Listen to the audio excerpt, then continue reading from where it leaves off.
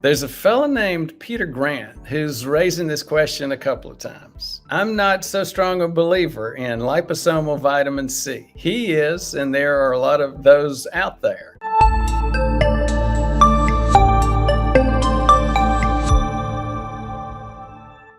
The monthly subscription programs work very well. They've been very popular. Check them out.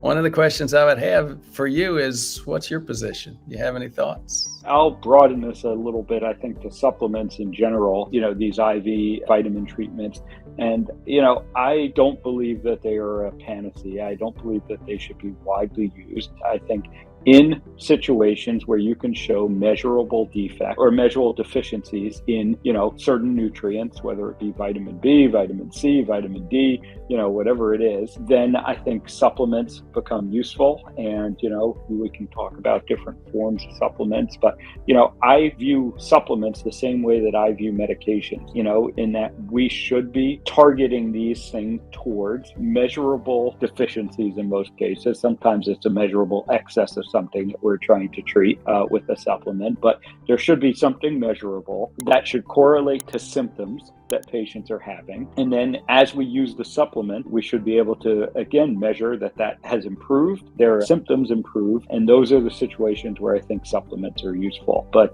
whether it's liposomal vitamin C, none of these things should just be blindly recommended for everyone, is my general take on that. You can't out-prescribe a lifestyle issue. You can't out-stent a lifestyle issue. You can't out-bypass a lifestyle issue. There's no question. There's evidence behind every one of those things that I talked about. Stents, medications, bypasses, and grafts, and supplements. Now, there's clearly evidence behind supplements. You got to look at the specific supplement and where the evidence is. You mentioned vitamin D3. The two most common supplements that I will use and recommend are vitamin D3 and niacin, but they have their place. Both of them are not totally innocuous, totally harmless. They're not going to outdo a lifestyle. So thanks so much for your position on that. Just Rusty talks about that as well. He was taking vitamin C, did spike. After 4 hours, he got his blood glucose back down to 85. My perspective would be, first, let's take a look at that actual pattern. That's a very, very common thing that we see. It's called delay of that first response. The pancreas actually stores insulin. And one of the first things that we do, especially when your basal insulin starts going up to try to keep that